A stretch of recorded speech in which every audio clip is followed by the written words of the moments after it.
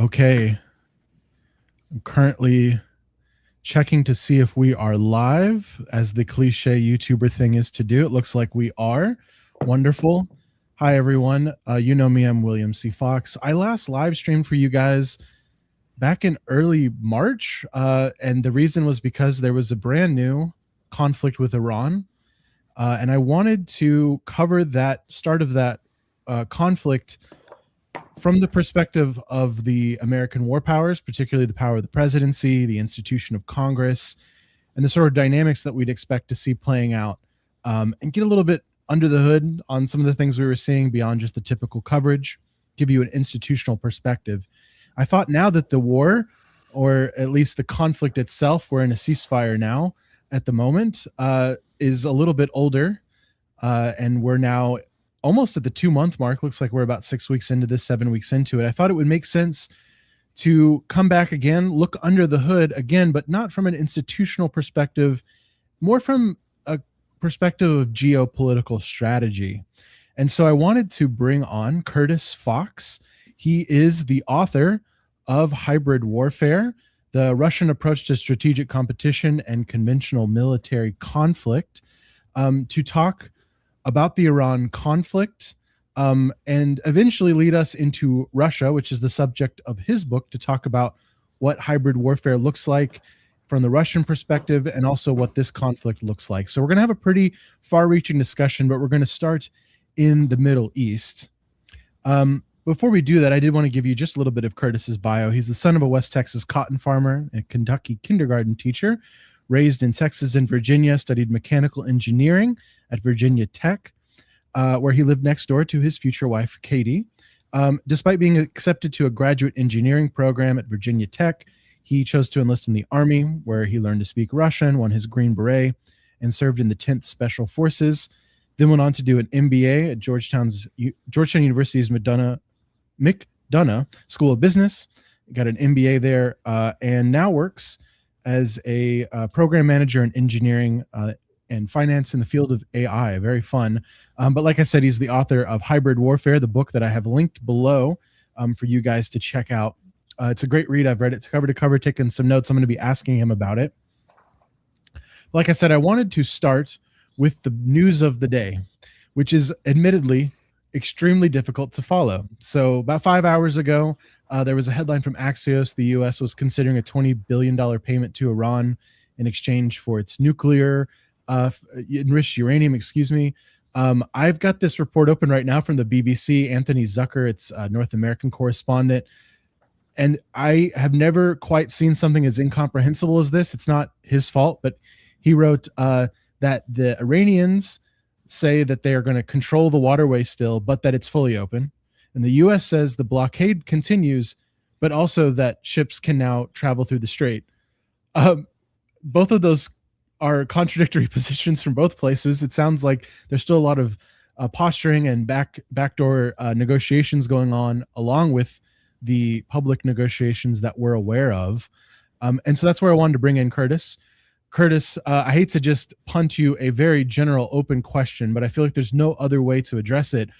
What do you make of the back and forth news coming out today as regards the Iran conflict, the ceasefires, and the potential for a broader deal on enriched uranium coming from Iran and being paid for by the United States? I leave the floor open to you. Welcome. Yeah, thank you for having me, Will. Yeah, if we're going to dive in, we might as well dive in deep water. Yeah. I know the announcements are astonishing. I don't think that they're that astonishing given the Trump administration's penchant for deal making.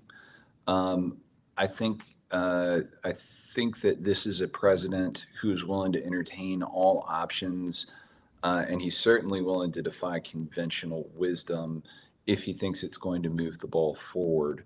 That doesn't mean that any of this is actually going to materialize. I think what you're going to see is over the next, and I mean, it's been happening for the last couple of weeks, but it's going to continue like this for some time. They're going to jockey to try to move the ball without relinquishing any leverage. And if they have to relinquish any leverage, it's only going to be because they think they're buying goodwill or they think they're buying time.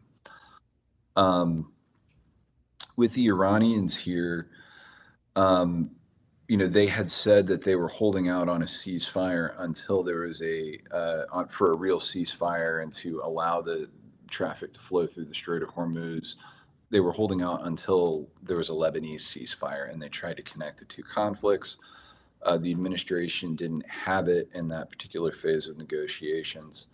And when the Iranians walked away from the table, that's when this current blockade was put in place by the U.S. Navy. There's some interesting little nuances in this because it appears that there are divides and fractures within the Iranian government that really aren't being covered well by the media, and it's not. I don't know. It's not anybody's fault except that there's a total blackout of the internet in Iran. It's also just a difficult environment. Like war is always a difficult environment for fact-based journalism.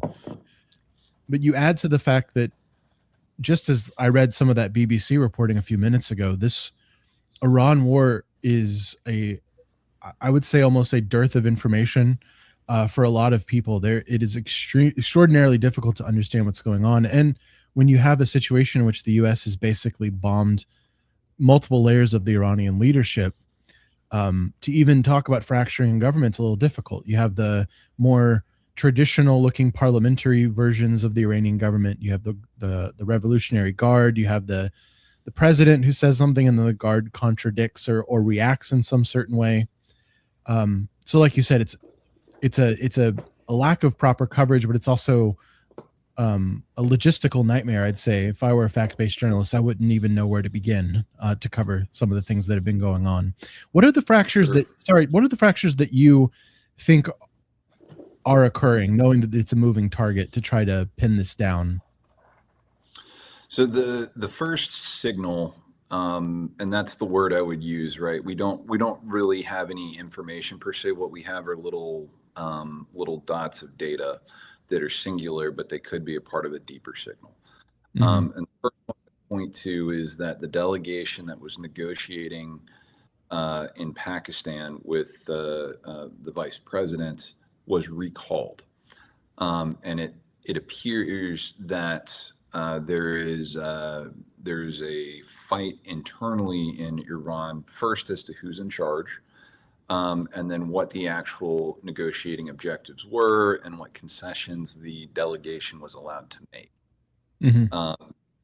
And that, I think that's to be expected, right? Where the strategy in the campaign was essentially to mow the lawn low enough to see if we could get to a pragmatic layer of government.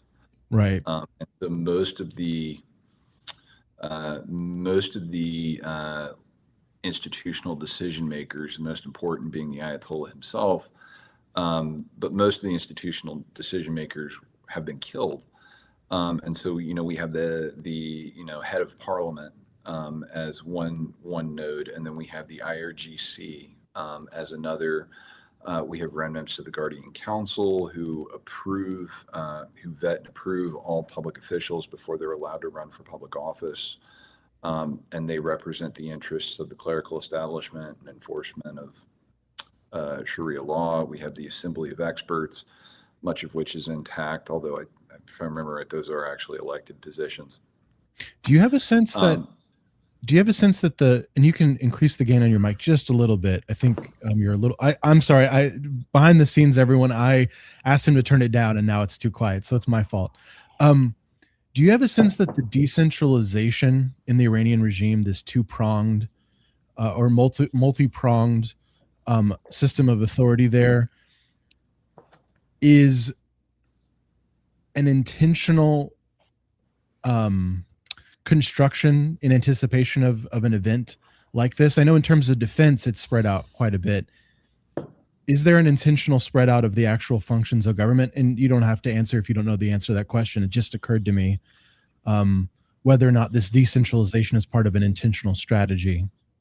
No, it absolutely is. The whole point in this is to the Iranian government has, we in the United States, we have three central branches of government, right? And they all have checks and balances on each other. None of them have unilateral authority.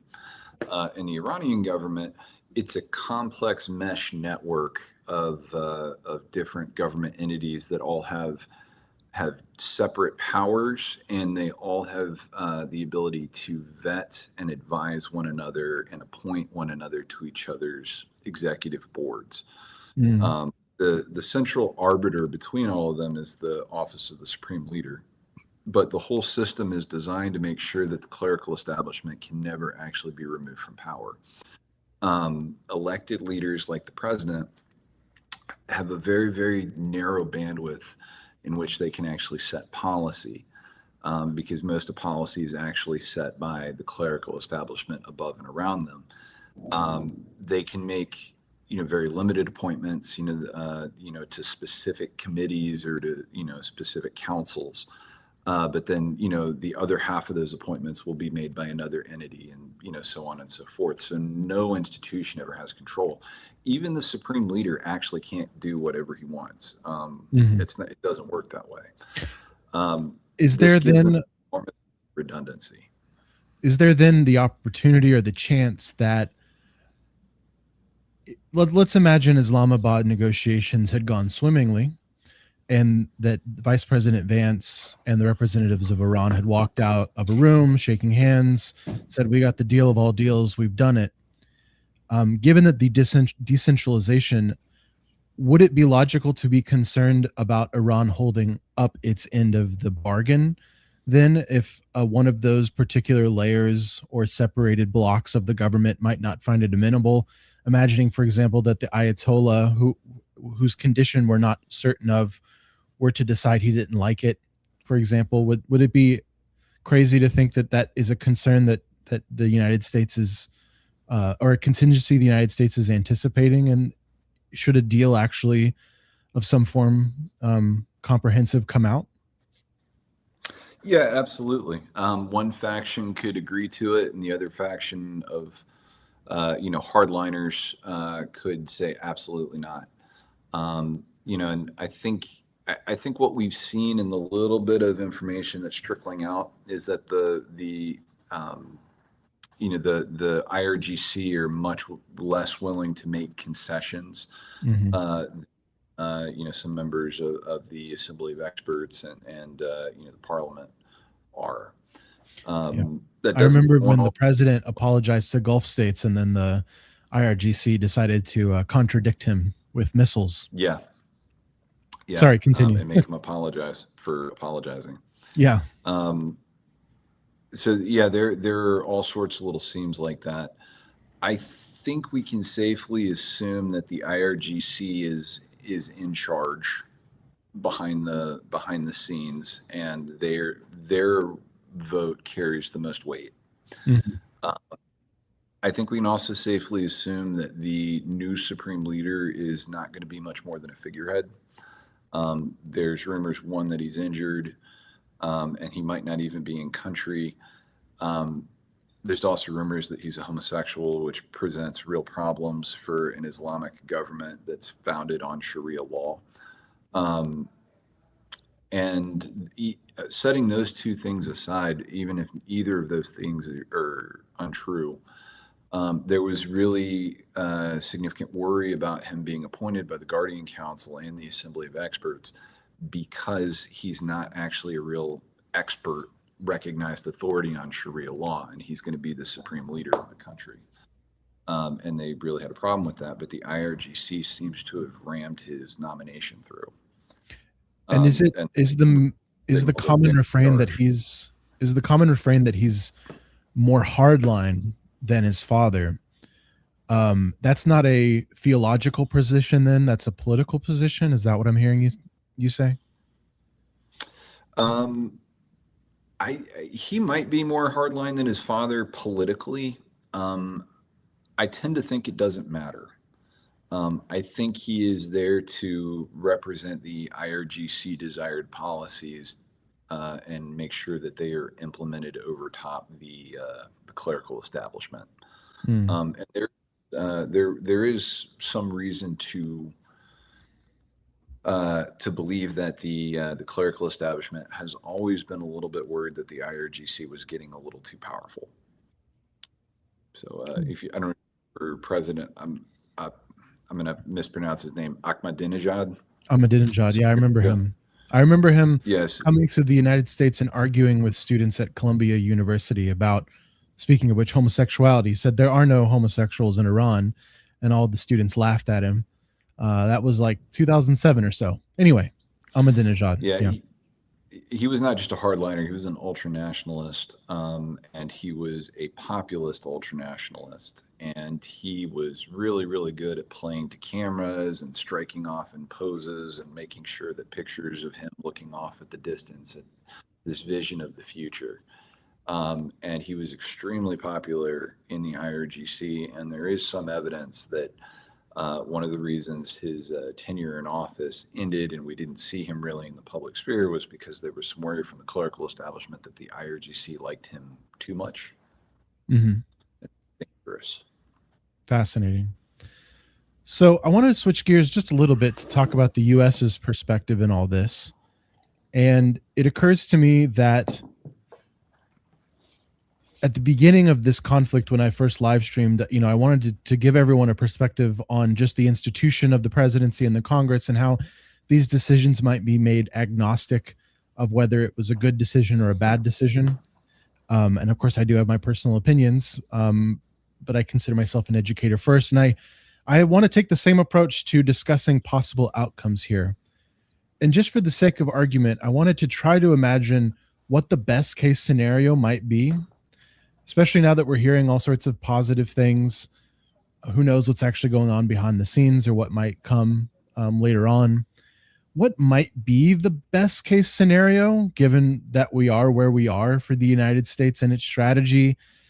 Some of the things that I heard today, the headline I read from Axios about paying billions for the enriched uranium stocks. I assume that part of that would be a guarantee from Iran to not pursue enriched uranium in a different way. I know part of a best case scenario would be returning to the situation in the Strait of Hormuz that existed prior to the end of February. So basically the status quo antebellum, to use a pretentious term. Do you have a sense of what else might be included in a quote unquote best case scenario going forward from the United States perspective? Sure. So let me give you best and worst, because the worst is Please. probably the easiest. That was my next question anyway. Yeah. So the worst first, the absolute, because there is no going back to the antebellum status quo. That's gone now. Yeah. The worst case scenario is that the United States decides that the juice here is not worth the squeeze and we're just going to go home. And the reason that would be a catastrophe is because the Iranians have always threatened to cut off the Strait of Hormuz and tried to use that as leverage at the negotiating table for anything that they wanted. Now what they've done is validated that is a real tactical capability, and they are now going to. It doesn't take much either. Yeah. It doesn't take a whole lot of pressure at all. And now they're going to build their institutions around making sure that they always have that leverage. Mm-hmm. I believe them absolutely when they say that from here forward, every single vessel that passes will pay a tax. They think they can do that. It's against international law. It's against UN conventions on open travel of the seas. But unless the UN has got a need. Yeah. I know I don't think you and I have discussed this behind the scenes, but I mean, the term of international law seems to be a little bit loosely used in this scenario. It seems to be completely irrelevant to what's been going on. But that's neither here nor there. Please continue with the worst case scenario. It sounds awful so far. Well, I mean, that really is it, right? Like the Chinese buy an enormous amount of Iranian oil, and it's important for Asian markets, Korea, Japan, Singapore, Australia. Um, the Indians buy Iranian oil. The Yeah. biggest customer by far is China. Yeah. But it impacts the global oil market. The Europeans are extremely dependent on Saudi oil, all the oil coming out of the Gulf states. And dependent on Um, just the general price of oil being lower than it is. I'm seeing a lot of German media coverage about industry already under threat prior to these heightened energy prices. But yeah, sorry, I cut you off. no worries. So yeah, that would be a catastrophe. Um, Inversely, the best case scenario, And in your the worst best case case scenario, scenario, not only does the US pull out and Iran exert that control, but theoretically, Iran then pursues a nuclear weapon ASAP and probably achieves it if the US simply decides to depart the conflict, unless they came back in with airstrikes. But that would be, we are talking about the worst case scenario, and that seems like one of the possible things that could happen. yes. And their nuclear infrastructure and their nuclear workforce and their experts have taken an enormous blow in the last 2 months. Um, but they will have time and money and resources to rebuild, and eventually, like North Korea, they'll get there. Yeah. And very strong incentive now to do so because it ensures Mhm. regime survival. Yeah. We Okay. go to Best best case case. scenario. Um, so the best case here is really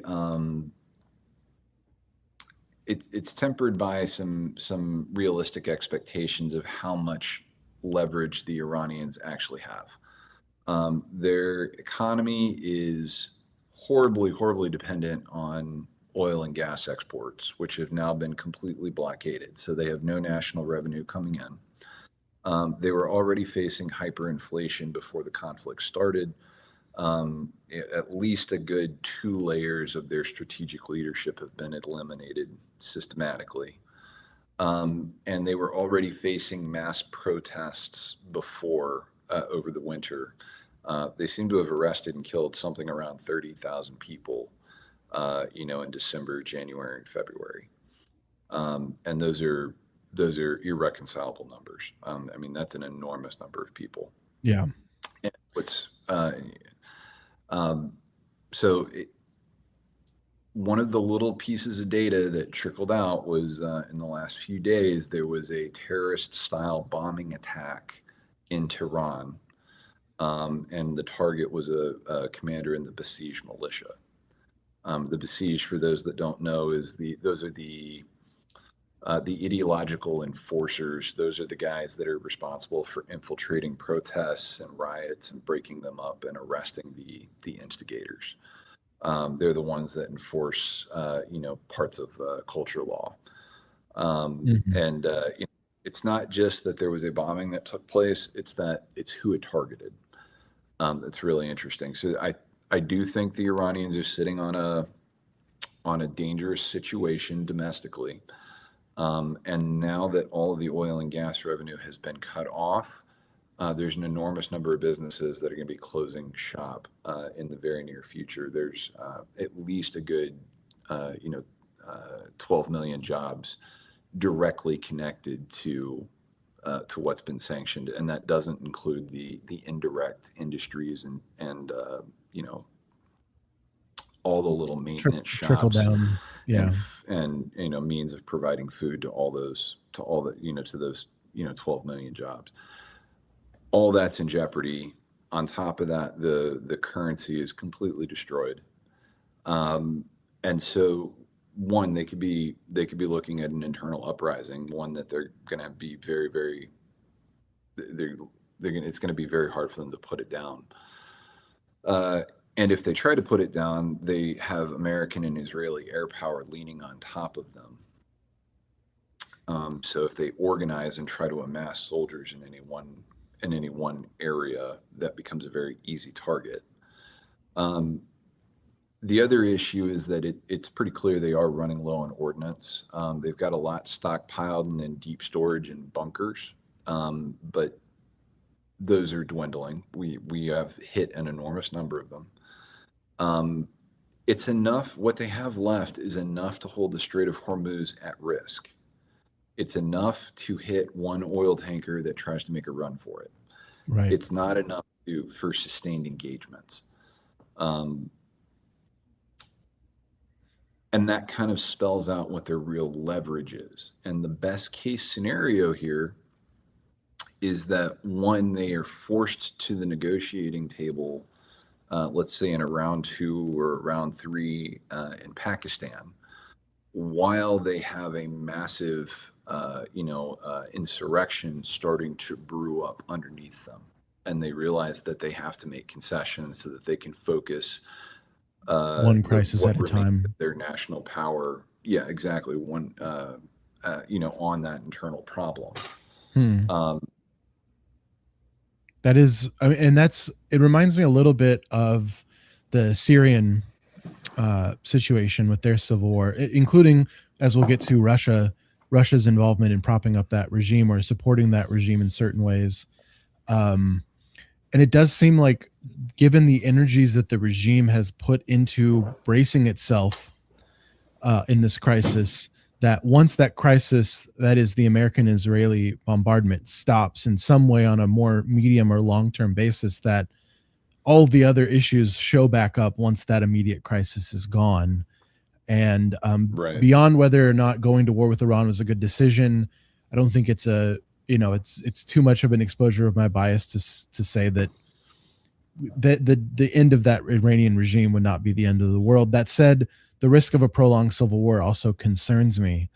Um, on that note, talking about a stable or not stable Iran, or a strong or a relatively weak Iran, I thought it made sense to touch a little bit on the balance of power in the region. One of the questions in the comments was asking about Pakistan and Afghanistan's role in all of this. Um, and so, as we transition to talk about other countries and other areas around the world, I thought it made sense to look at the Middle East from a more of like a Henry Kissinger. I know he's a war criminal, but a strategic thinker kind of way. Think about the balance of power in the Middle East, and consider what it would look like if Iran and its regime survived and actually came back as a nuclear power, or simply a strengthened regime in the long term. And what would it look like to have, for the balance of power, to have a diminished Iranian regime? Does the Middle East need a balance of power? Is it virtuous to potentially have a regime like Iran in the mix? Which I know is not a popular take. I think about some of the ideological extreme regimes that have existed in the past. I think about Mao's China, Soviet Russia, currently North Korea, where there's an extreme ideological commitment to something that most people found to be difficult and reprehensible.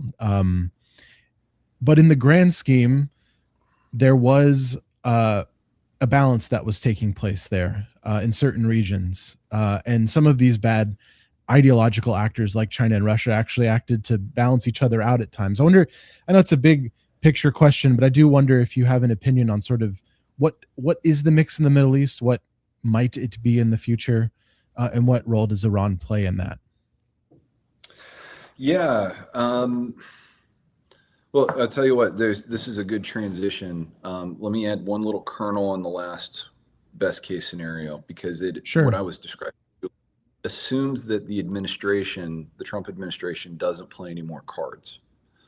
And they do have considerably more cards they can play. One of the more interesting ones in my mind is that they could sink Karg Island in a significant portion of the Iranian coast, with U.S. infantry. Um, it it would be a heavy lift. I think it would be very dangerous. It would definitely be an escalation. I think it would be risky for the soldiers on the ground. But in terms of hard combat power, it's something that is absolutely within his hand. He's got the card to play.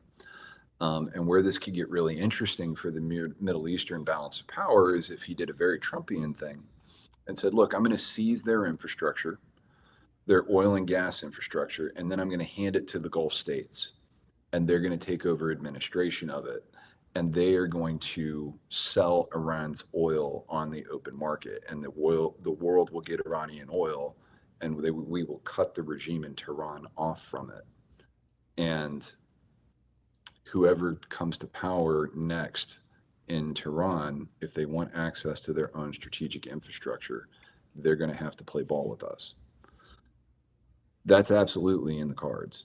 And the funniest part about that would be if the president decided to do it, he might require a $2 billion, $3 billion contribution to the Board of Peace overseeing the Gaza Strip reconstruction before, he let the rest of the world administrate it. Do you know So if Saudi Arabia? So I've heard mixed things on Saudi Arabia. I've heard that the crown prince, Mohammed bin Salman, at first was worried about the Iran conflict because there's like a price range that the Saudis want a barrel of oil to cost that's not too high or not too low. The Goldilocks zone, obviously a conflict brings it then higher than that Goldilocks zone. On the other hand, I've heard reports that the Saudis have been behind the scenes pushing the Trump administration to quote unquote finish the job, for lack of a better way of describing it. We didn't talk about this beforehand. Do you have any insight into what yeah, Saudi the Arabia and the wider Saudis, Gulf feels about this conflict? yeah, they did. If you had asked them beforehand, they would have said, "Don't do it." But now that we're in it, they're all in universal agreement. Wipe them out.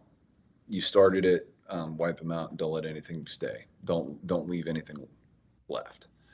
And Um, that's a mix of the theological split between Shia and Shiite Islam and a geopolitical desire to have Iran weakened. Those two things combined basically leads them to say, don't let the regime survive even by the, just by the nails gripping on and barely surviving. yeah, I'm not sure that the religious. I mean, there's animosity between them because of the religious dimension, but in this, it's cold hard geopolitics. It's cold hard realpolitik. Hmm. They Mohammed bin Salman is not a devout Muslim in the classical sense. He's a pragmatist. Um, and when he looks at Iran, first he probably didn't want the regional instability, and so he'd prefer not to have a conflict on his doorstep. When the conflict kicks off, one of the first things that the Iranians do is they start firing missiles at every Gulf state with oil production capability there is. The United Arab Emirates is at war with Iran right now. They've formally declared war because of the way Iran has drugged them into the conflict. So the Iranians have destroyed, it will take 30 years for the Iranians to rebuild their relationships with the Gulf states. And that's kind of where this was, when we talked about balance of power here, that's where this gets really interesting. The real backbone of the Abraham Accords, right? And actually, Barack Obama was the first to play with this when he constructed the JCPOA. The Joint Comprehensive Plan of Action with Iran, the first Iranian nuclear deal. The 2015. Yes, the thinking behind that, and I say Sullivan was the real brain behind that. Hmm. Um, but the thinking was that we need to create a regional balance of power so that the United States can withdraw from the region. And so his idea was that actually, if we strengthen the Iranian hand, then they can counterbalance against the Gulf states, and we'll have a balanced community, and we can leave. They Um, basically struggle against each other, but not against the United States, or the United States can dip into the background a little bit, in theory. right, and Israel, the Saudis, the UAE, everyone was kind of shocked when that was proposed. When Trump negotiated the Abraham Accords, it was all of these Gulf states and Morocco recognizing Israel, um, and the real backbone of that was that Israel has the technology and the defense industries and the venture capital, economy, to actually, become a regional nexus, so to speak. And the idea is that an Israeli brokered an Israeli coordinated regional alliance against the Iranians could emerge once diplomatic recognition went from de facto recognition to reality recognition. And the Saudis and the Israelis, from an intelligence perspective, coordinate closely. The Saudis have not formally recognized Israel for reasons that are probably beyond the scope of our conversation. But somewhat, yeah. Essentially, what Trump stood up, or what Jared Kushner negotiated, was a de facto Israeli-led regional alliance to counterbalance Iranian influence. And the IRGC, especially using their expeditionary, let's call it Special Operations Intelligence Wing, the Quds Force, had built a number of powerful Shia militias across the Middle East, the Iraqi Popular Mobilization Forces, Lebanese Hezbollah, Hamas in the Gaza Strip, the Houthis in Yemen, and they could hold the entire region at risk. And so the Abraham Accords, with that kind of Iranian activity, was very appealing. And all you have to formally recognize your diplomatic relations with Israel rather than just keeping them informal. So for a lot of the Arab states, Bahrain, Morocco, that's an easy lift. For the United Arab Emirates, I think they got F-35s out of it. So now we're in a new situation where Iran has fired on all of those states, and is de facto at war with them. And they have no love, for the regime in Tehran. They have the Shia divide, and you are going to see a new balance of power emerge. But I think what they might have done unwittingly, if you play this downstream just a few years, is that de facto alliance could formalize itself into some sort of a Middle Eastern NATO. It doesn't need American backing in order to become real. It might need American arms sales, but otherwise.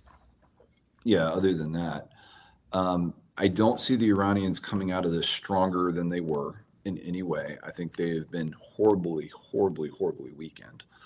The real worry is just that because they know they've been horribly weakened, that creates a mad dash to a nuke. And it also, to me, question as to how long it would take them to rebuild that program. It also makes me think a little bit about the way that the Chinese and the Japanese, to a certain extent, talk about treaties of humiliation and about centuries of humiliation. And we think about like the first Opium War in like the mid 1800s, right? And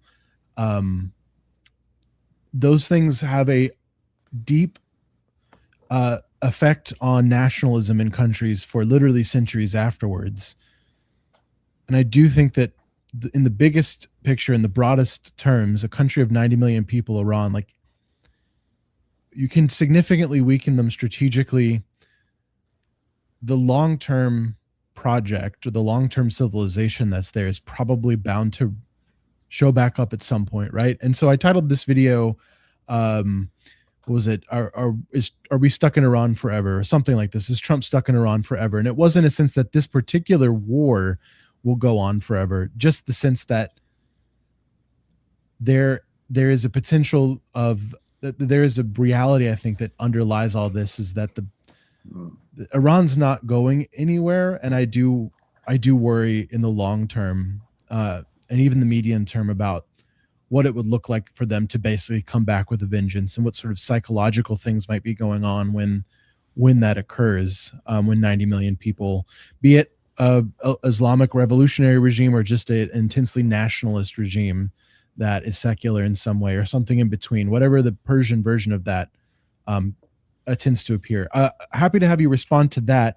I also wanted to just reference a little bit of your book, because you mentioned the JCPOA. I have here page 365 and 366. When you mentioned something that I didn't know before reading your book, which is that the JCPOA was not formulated by career diplomats, quoting now, of the U.S. State Department, most of whom supported compromise but strongly opposed the specific terms of the JCPOA, but by White House staffers in the West Wing. So no input from the DoD the Department of Commerce. Um, I've never met any of these people, obviously, but I know the type in DC, these sort of political technocrats that come in. Um, and there's a certain disdain that I know a lot of people have for technocrats. I probably just revealed my own sort of bias against folks like that. Um, However, I wanted to also ask for your perspective on the current folks involved in the Trump administration, because it seems like we've gone from Ivy League technocrats, political appointees, to, I don't know. We have like a son-in-law involved in Islamabad. We have the vice president, but it doesn't seem like he's a subject matter expert on the Persian Gulf. And is it Steve Witkoff? I forget what his title is in the administration. Do you have a sense of Special who's envoy. involved right now? And are they another breed of technocrat? Are these more just like family members? Are they do you know who is involved here? If you don't know the answer, that's also okay. I'm just curious. Yeah, I don't know all of who's involved. Let me, so that I'm fair to all parties here, let me start this with President Obama. Um, President Obama, when he became president, was falling in on a real problem in the national security sphere. The military was very, very, very pro George W. Bush. Mm-hmm. There's a unanimous consensus amongst the rank and file in the military and in the Pentagon and in the intelligence community that for whatever mistakes in managing the war the Bush administration had made, and I mean, if you can read a book called Fiasco, written by Tom Ricks, to really get a good idea of the mismanagement in Iraq, particularly surrounding Paul Bremer. But for whatever his mistakes, he was on their side. He was fighting for them. He was doing everything that he could to try to make them successful. And when they were calling the White House, he was there for them. And so there's a great appreciation for George W. Bush. And when Barack Obama came in and he wanted to implement new policy, one of the things that he had to contend with was to make sure that the people he was giving policy guidance to were actually going to see it through. So there's been much complaint about President Trump relieving generals. I don't have the full tally on how many he's relieved, but I want to say it's probably 12 to 15 at this point. Back of the envelope math. Mm-hmm. President Obama relieved or forced into retirement over 195 generals during his 8 years in office. I didn't know that. Replaced them with people that were much more aligned with his policy agenda. In the meantime, while you're transforming the institutions and you need to set policy, President Obama concentrated a lot more of that in the White House. He's kind of notorious for not consulting with his own allies in Congress, not meeting with his own cabinet, and not meeting with foreign leaders very often. He did not like to exhaust himself trying to convince people to do the things he thought were already correct and they should understand in the first place. And one of the ways you get around that is by saying, rock, paper, scissors, rank. I'm president of the United States. We're going to do it this way. So we have institutions in the State Department and in the Pentagon, the Department of Defense, the intelligence community, to help us set foreign policy, to help us set military policy. But if they're all going the other way, especially if they were going the other way with the previous administration, you can take that decision-making ability away from them, and then you have to get your own staff to figure out what you're going to do. And that's why Obama concentrated so much of that policymaking in the West Wing. And the people that were deciding these things are, as you term them, technocrats, but they're guys with a master's degree in foreign affairs from Yale, who were good advisors on the campaign trail. Right. President Trump has done a very similar thing now. He didn't in the first administration, and that's where this gets really interesting. But in the first administration, we had Russiagate, and there's no two ways about it. It's very clear that the FBI was collaborating with members of the opposition party to, at minimum, sabotage and frustrate his transition They were trying to set him up for a special counsel investigation. They got it. The whole thing lasted for 3 years. It's very clear that John Brennan, the director of the CIA, was one of the principal instigators of this. And he manipulated what evidence was released at which times, particularly around the Steele dossier, to make it look like the president was kind of a Manchurian candidate. All of that has a downstream consequence. When the president took office for the second time, the first thing that he did was ruthlessly purge all of the senior offices in government of anybody who might have had allegiances to Joe Biden or the Democrat Party, or might have fought his policymaking in any way. So the good news is he's not going to face pushback on anything he does. The bad news is that you need a little pushback. You need somebody to tell you what you don't know. You need somebody to tell you when you're wrong. And right now, a lot of policy is being set through special envoys, like Steve Witkoff and Jared Kushner, Sebastian Gorka. I've met Sebastian Gorka. He's a very intelligent guy. And is this the guy with the really thick British accent who's often on like Fox? Okay. He's very sharp. And he's a deep, well-grounded thinker, but he's one person. And he's one person as opposed to the entire institution of the State Department. And that's it. That's the difference. And the reason some of this feels like whiplash is because, you have singular individuals whom are trusted and they're trying to, serve the White House and the country as best as they can. But you're talking about one person as opposed to the dispersed U.S. embassy system across every nation in the world, feeding back up information to the Secretary of State, and the Secretary of State writing foreign policy based on that empirical data signal. It reminds me a little bit of not a little bit, it's literally the discussion about unitary executive theory, the idea that the Article 2 of the United States Constitution says, the executive power will be vested in the United States of America. And there's an entire train of thought that takes that so literally as to say that if the president's word functions almost like a sovereign in and of itself. Some of these notions go back to like sovereign parliament theory after the Glorious Revolution. And that all sounds very heady and like abstract. But then you think about the presidency as an institution, and particularly when it comes to war powers, unlike any other power that the president exercises, the war power is the least limited for the most part.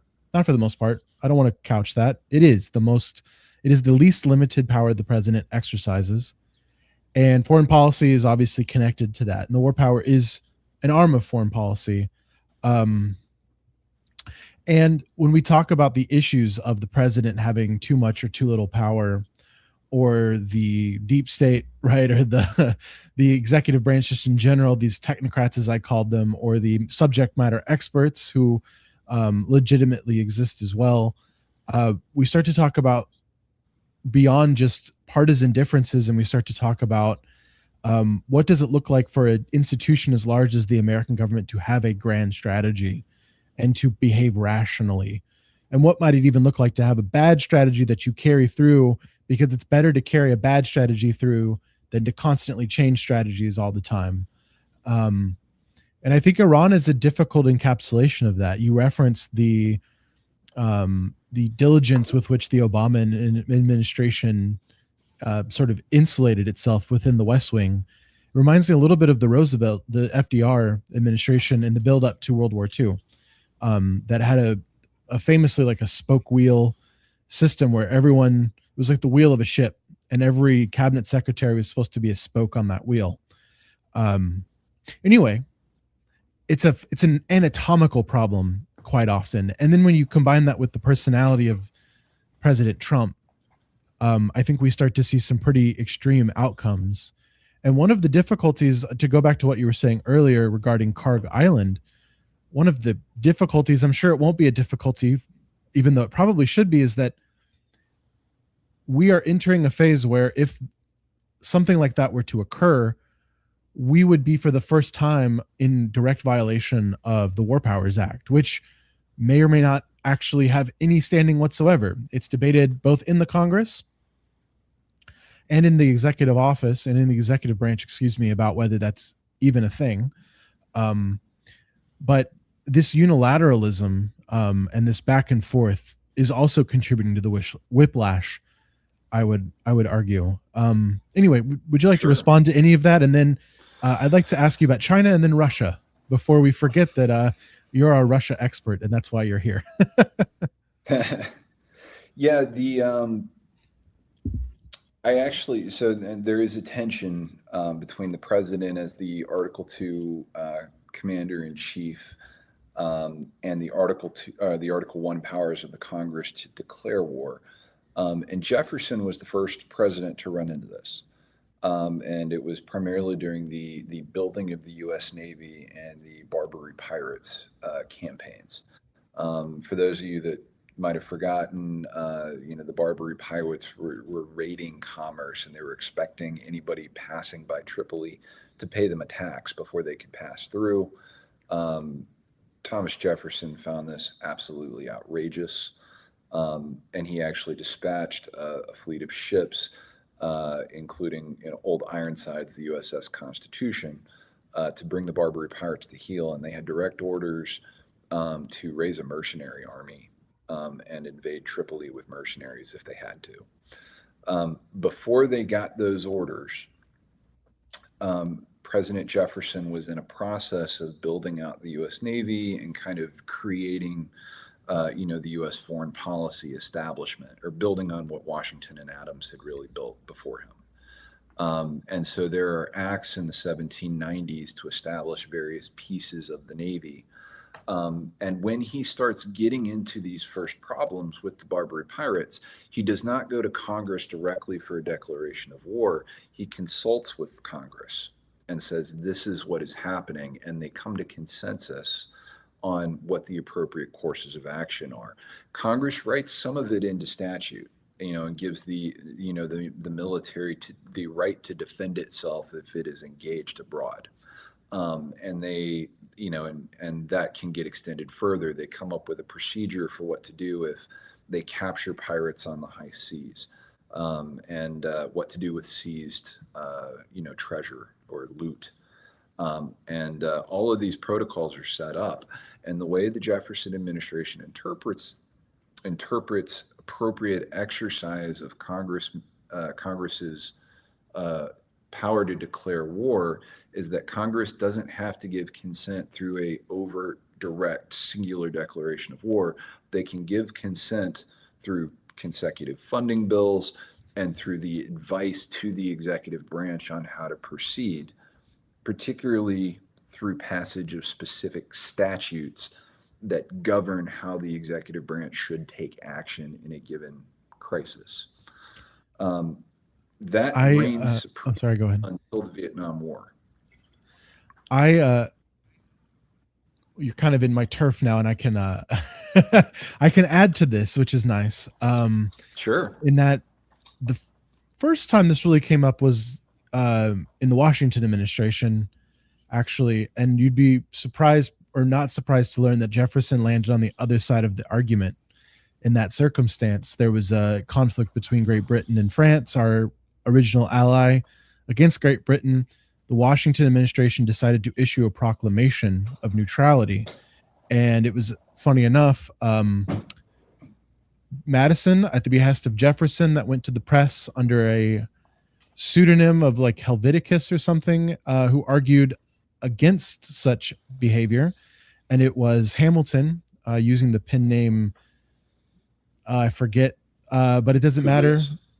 No, that was his OG pen name, or that was actually Madison's pen name in the Federalist Papers. Anyway, I'm getting a little lost in the weeds here, but basically, Washington declared neutrality, though did defer to Congress to make the final call. And Hamilton argued in the press that it was the president's prerogative to declare such until Congress came to a decision.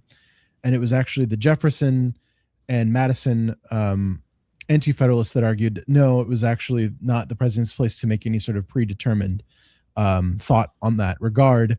And of course, then, as usually happens in these circumstances, once someone's in the chair of the presidency, as you just described, Jefferson um, changed tack a little bit. And that's been an ongoing tension, though. And the reason I wanted to add to that is because, particularly when it comes to funding, it was LBJ who used that quite cynically during the ramping up in Vietnam to say, well, you oppose the war, you're not going to fund the troops. What do you hate the troops? You hate America? You don't, how are you not going to fund Vietnam? And it is, even though it looks like dysfunction, there is a certain amount of design in all of this, and that the foreign policy was intentionally placed in both Article 1 and Article 2, so that those two branches could then wrestle with each other. To my knowledge, the only branch that wasn't meant to kind of have their hand in the pot was the judicial branch.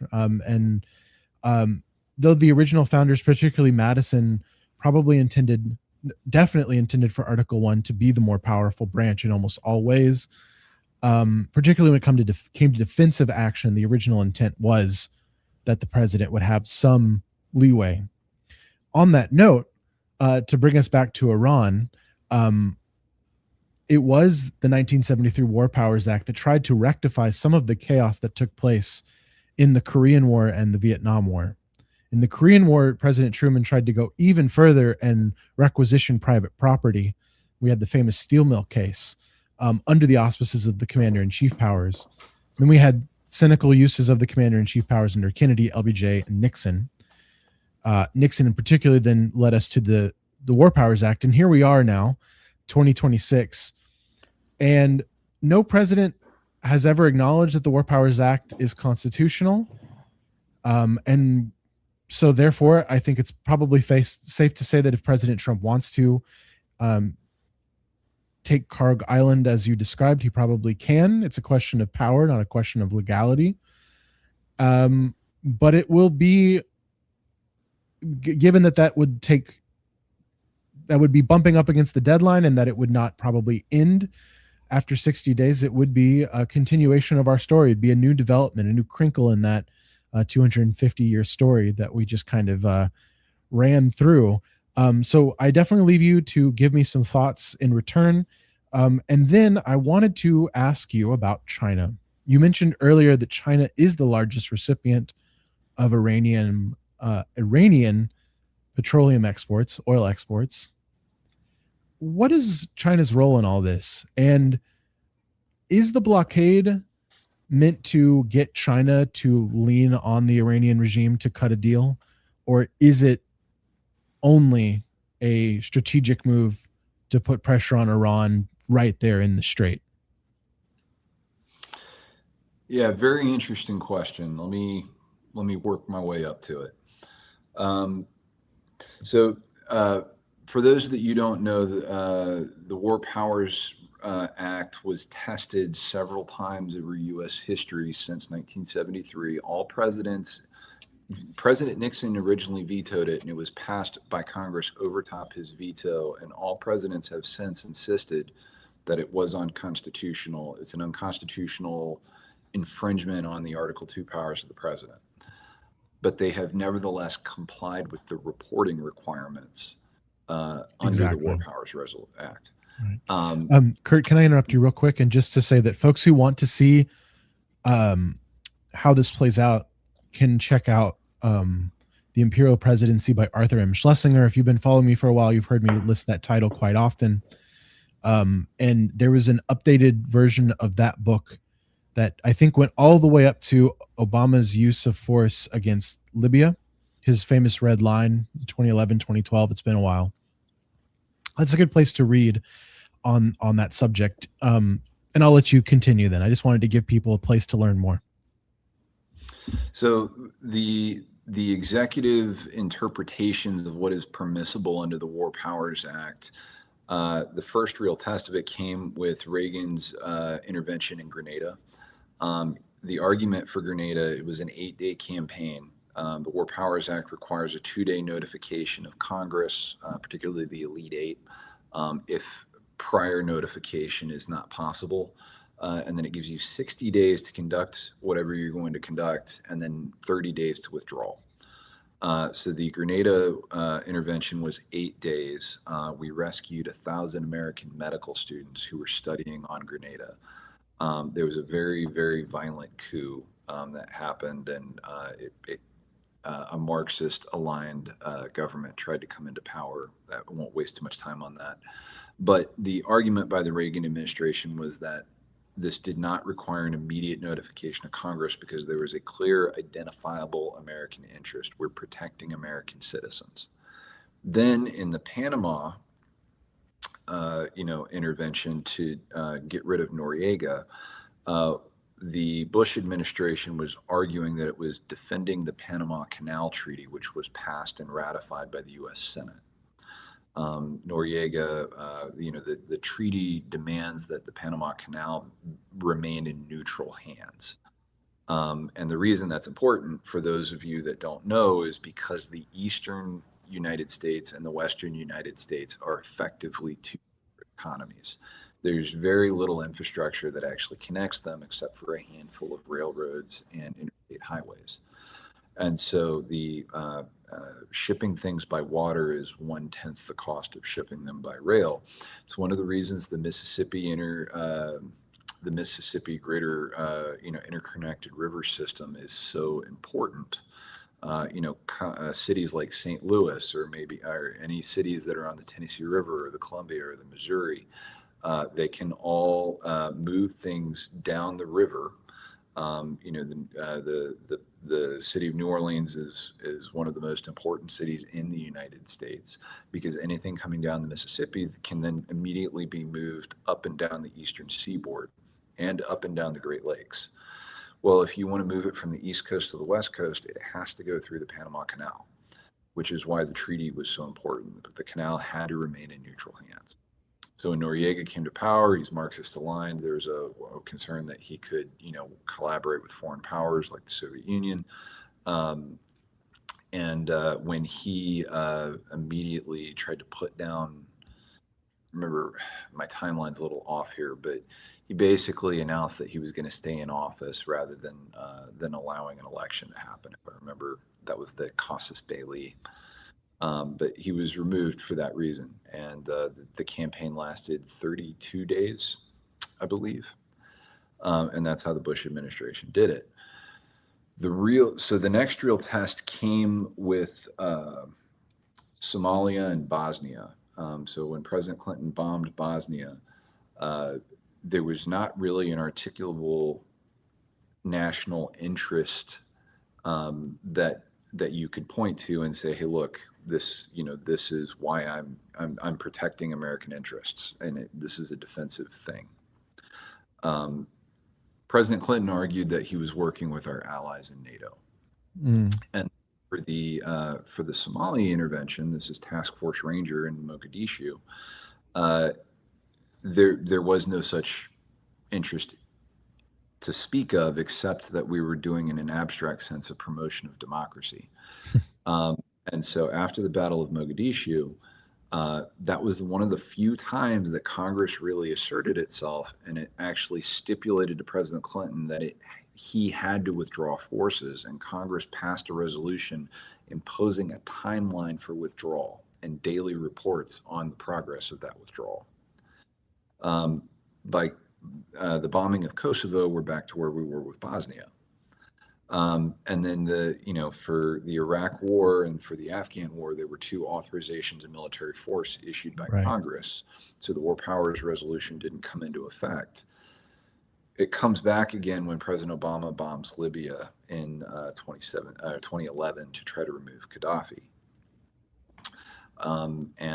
That is where the war powers, the executive war powers of the president, essentially become a self-sustaining doctrine.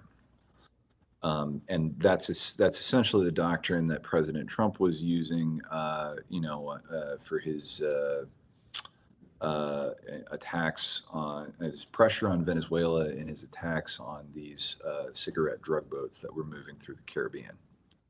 I think. Sorry, go ahead and finish your. This is just an interesting little. I just have a fundamentally different interpretation of when it became self-fulfilling and self-sustaining, but that's okay. I am happy. Well, Yeah. without you know breaking momentum too much, what would you say was the defining point? Korea. Because this was a moment when a full-scale war was conducted by President Truman without even bothering to attempt to ask Congress. And so you had a full-scale ground invasion, South Korea going all the way up and flirting with the border of China. Tens of thousands of soldiers involved. And the only thing underlying it was a United Nations resolution. And President Truman did not even say like, Congress, it'd be great if you would like come up behind me and back me up. He just said, this is what's happening. So to differentiate that with the Libyan example, the politics of the Libyan example is that President Obama originally, well, the most fundamental difference is there was no tens of thousands of American soldiers involved. And then the second No boots big, on the ground. no boots on the Much ground. smaller. The second big difference is that President Obama went to Congress first and at least asked, and then when they didn't play ball, he did it anyway, which I think we can both agree that that's probably outside of the spirit of the Constitutional Convention debate, when the idea of the presidential war power for anything other than a declared war was meant to be like reactive, defensive, kinetic use of force. That's redundant, but in any event, though I'd say not Vietnam, Korea is that moment. I think it just gets more cynical from Korea, but you can see the establishment of the presidency doing things like limited strikes without congressional approval, even going back to 1854 or 1853 when the Franklin Pierce administration bombed what today I believe is a city in Nicaragua. Someone can correct me in the comments if I've got that wrong, but basically they bombed some sort of, it was like a quote unquote a piratical association, I think it was, that Pierce called it in his statement to Congress afterwards. And these sorts of like minor moments in presidential history like that are too numerous to count. And then you've got the intentionally provocative things like President Polk and President Tyler placing troops right on the disputed border with Mexico to provoke a conflict. There's countless examples of these sorts of moments where the president of the United States has, let's say, violated the spirit of the intent of the Article 2 powers. And I would argue that President Obama's bombing strikes on the Libyan regime of Muammar Gaddafi was rather minor in the grand scheme. Not that I support presidential unilateral action, but just to say that unilateral presidential action is quite old. The Monroe administration also basically invaded Spanish Florida. It was actually General Andrew Jackson, who went on to be president, who conducted that incursion into Spanish territory without congressional approval. So it's just a tale as old as time. Yeah. And it just gets more exaggerated as we move into modern warfare, and the ability to assert American power around the globe becomes greater. Yeah, I would wholeheartedly agree with all of that. I would argue that the Libyan intervention was the first post-war Powers Act moment where it really has become a self-sustaining doctrine. But you're absolutely right. Korea was a much bigger intervention, and the ignoring of congressional powers by Truman was egregious. It's bonkers, actually. Truman's a somewhat likable wholeheartedly in terms of, there's always something to hold against people who hold power. I would never want to hold power because I think it might be corrosive to the soul. But in any event, it's surprising with someone like Truman. In any event, the other little detail I wanted to add, go ahead. This is something I wanted to add to your argument, because I would categorize some of these things that you're describing in an entirely different way, right? There are, Title 10 of the U.S. Code is, the armed service branches, right? And we really talk about Title 10 authorities when we talk about military interventions, right?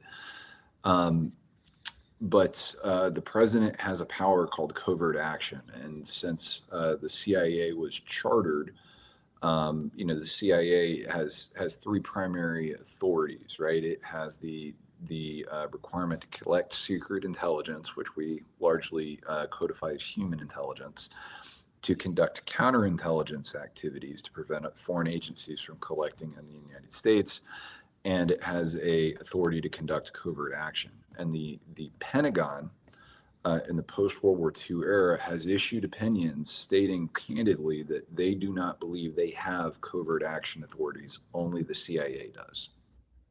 And that's written in Title 50 of the US Code. But every single president prior to the chartering of the CIA and afterwards has authorized something that would fit the modern definition of covert action. And a lot of the things that you're describing would fall in that category. And the difference is now we have that codified in federal statute, whereas back in the day during the Franklin Pierce administration, we didn't. You don't know the statutes from the Franklin Pierce administration. No, I'm kidding. That's true. Neither do I. But yeah, no, I think you make a valid point.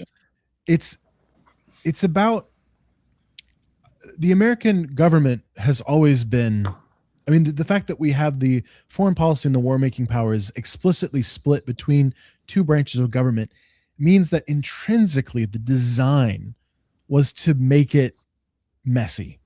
And when Sarah Burns was on last month, she talked about that, that the founders, we often think about the founders being influenced by John Locke, and they were. Dr. Burns has extensively studied that connection with Montesquieu. And the institution building that she described to us last month was about basically creating institutions that at times are incomprehensible intentionally to create stability. It's a fascinating almost paradox of like creating clarity through non-clarity. But the basic premise when it comes to foreign policy is that there will always be violations, there will always be moving parts, and the most important thing to sustain is the balance over time. And the challenge that the executive branch has, Madison said that the war powers explicitly were the sphere of executive aggrandizement. They were thinking a lot about kings of Europe at the time, and they worried that the American presidency would take the war powers, if handed to them unilaterally, and use them specifically to build their own power and to distract, for lack of a better term, from domestic issues. Now, I'm not a conspiracy theorist, and I'm not going to indulge all of that at the moment, but what I will say is that I think that that was wise to try to instill institutions that, while complicated as hell, nonetheless attempted to create a balance and a split in that authority. And the lack of balance that has toppled over, whether it's in the last 10 years or in the last century, I think is a problem. And I think there is a world in which, in a less polarized, which I know in itself is a bit wishful thinking, but in a world in which Congress was actually a deliberative place, and they had their vicious fights just like they've always had for the last 250 years. But it was a place of deliberation and a place where the president came and actually sought guidance, as you said, from people maybe who know things you don't know, that there could be a cogent and, for lack of a better term, like patriotic sort of posture that could be achieved, just like an actual global bipartisan strategy. It sounds like wishful thinking. It's obviously manifested in quite difficult ways over the course of American history, but not entirely impossible.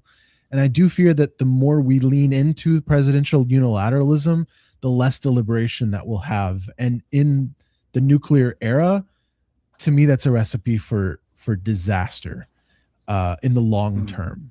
And in the short term, it's perhaps anti-democratic or anti-deliberative, anti-liberal democracy, anti-pluralistic to conduct offensive wars. And you know that 30-day extension, for example, that comes with the War Powers Act. There are people in Congress who actually say we don't like the War Powers Act, not because it puts a limit on the president of the United States, but actually because it puts a limit on Congress to say that anything the president does for 90 days is fine, when in reality, every time the president wants to do something, the president should be in the halls of Congress asking for it. And so the challenge that they posed from the War Powers Act is that it flipped the script starting in 1973, where now the president could carry the momentum they already had and just take it to its radical extreme. I think that is what the Iranian conflict represents, particularly if it blows past the 60-day deadline and then the additional 30-day wind down deadline. If there's some, and again, this is speculative, but if there is some sort of mission or escalation that takes place on this borderline between 60 and 90 days, I'd say that's a significant shift sort of in what can and can't be done, and what a future administration of any political persuasion will do, because no president ever gives back the war powers, whether they're a Republican, Democrat, Federalist, Anti-Federalist, and so on. Whig. We had a couple of those. China. Could you come back to Montesquieu? We'll come back to Montesquieu another time. And I apologize for making myself a guest on my own show there for about 5 minutes. We are here to actually pick your brain a little bit. So let's get back to your take on things, Curtis, and tell us a little bit about China's role in Iran. And then we're going to talk about Russia and your book. Well, not that the Iranians have been that big of a recipient of Belt and Road money, but they really are part of the same grand strategy. China is investing in resources, they're investing in markets, and they're investing in a lot of countries that are not interested in partnering with the United States. And Iran has all of those features. So, we have the Belt and Road Network going through Central Asia that connects right into Pakistan and could potentially connect directly into Iran. The Iranians have plenty of oil and gas. They need to get to market, and China is an eager consumer of those commodities. It's also the case that the Chinese have a lot of high technology industries. Huawei makes, great phones, or ZTE, right? These are all things that can readily be sold in Iran. So for a lot of reasons, they're intuitive strategic partners. They have aligned interests. Mm-hmm. And you could see working with Iran as an extension, not only the Belt and Road in Central Asia, but of China's Africa policy. So that's the first piece I would offer. The second piece is that China needs to diversify its energy portfolio. It can buy from the Gulf states. It buys as much as it possibly can from Russia.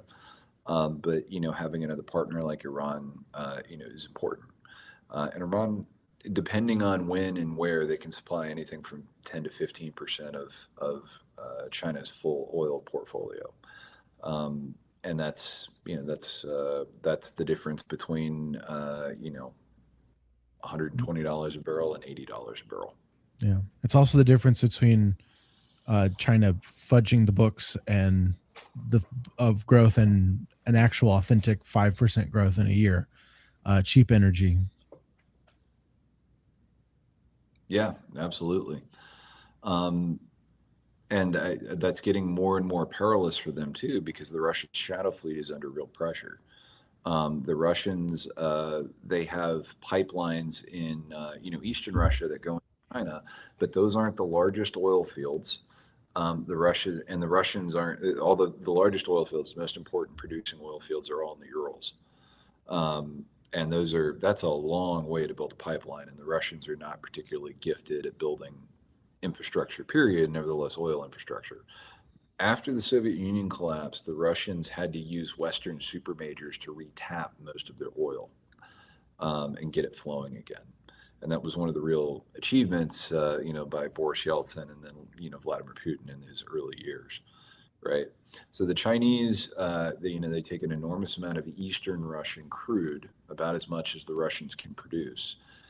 But the shadow fleet is all under pressure. The Russian Ural crude is all being sanctioned, and it has to float through the Arctic or around Europe and Africa in order to get to China. And that is a real problem if you are the energy purchaser. Right. and Iran relieves a lot of that pressure. Do you believe that the meeting that Trump will have in Beijing about a month from now, I think it's May 15th and 16th, um, the original topics were going to be tariffs. The original topics were going to be the export controls the Chinese had placed on rare earth elements and minerals, strategic minerals. Do you think that by the time, well, what role do you think, what leverage or non-leverage do you think the current crisis gives each of the participants at that summit? I could imagine a scenario in which the president says, "We've got your number one oil exporter choked."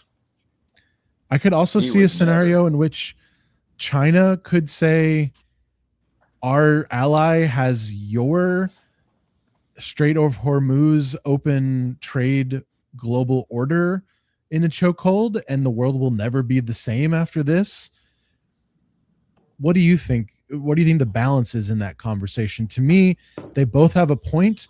The Chinese point seems to be a little bit more longer term. The president's point seems to be only as long as the political will can be sustained to keep a naval blockade up in the Strait of Hormuz. If that hasn't been resolved while we've been speaking, I haven't checked the headlines. Yeah. Uh, hmm.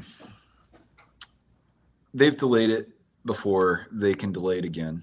And there might be reasons on both sides to delay it. Um, as it sits right now, if they go into the meeting, you'll recall the Supreme Court has ruled against a lot of the emergency powers that the president invoked in building his tariff regime Another around the U.S. 1970s law, if I'm not mistaken. Yeah, and their argument was pretty straightforward. It's just it's being misapplied. There's no you're not pointing to a crisis. This is vague and indefinite, and it can change at the speed of a tweet. Mm-hmm. And And Gorsuch actually, Justice Gorsuch, I think, wrote the most convincing part of it, which is going back to what we were speaking of earlier. We have a deliberate government for a reason. But sorry, yeah, continue.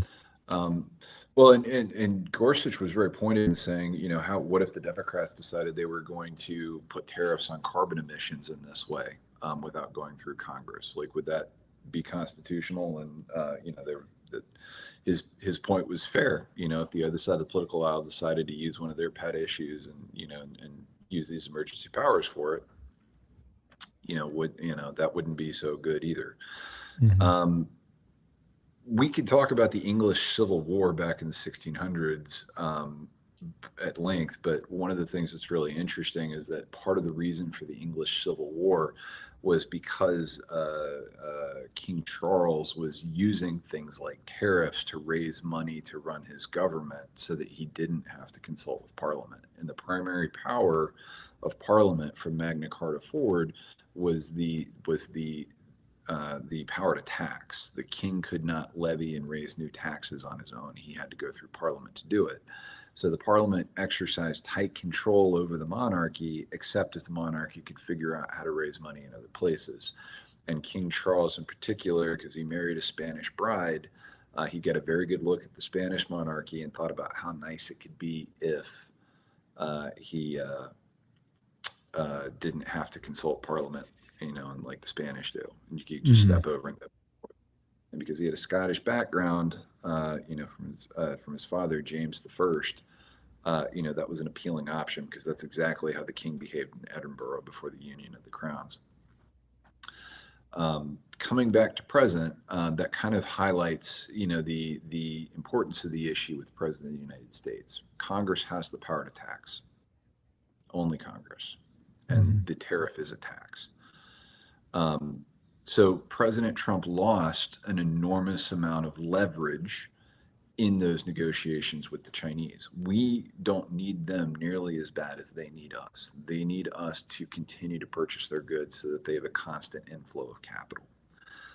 They also need the United States Navy to guarantee, relative stability on the open seas so that commerce can move. The Chinese Navy does not have the ability to project power much further than maybe 1,000 miles from the Chinese coast, and that's a big deal. Um, Is it the case? where this Sorry, go ahead. where this goes now, you know, President Trump had lost a lot of leverage potentially going into those negotiations, but now we have a chokehold on what 10 to 20% of the Chinese oil supply, plus natural gas, and you know they're going to say, hey, look, we want that oil. I don't know exactly, Would that mean it's wars have been almost in the started over American smaller things. interest?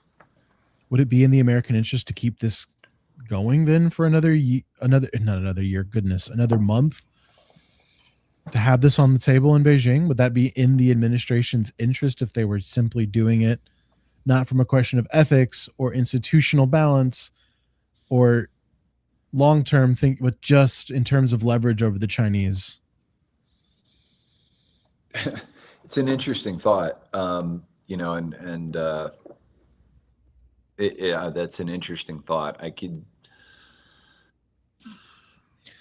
don't see there's too many pressures on President Trump to try to bring this to a close, to just do it to needle the Chinese. Yeah.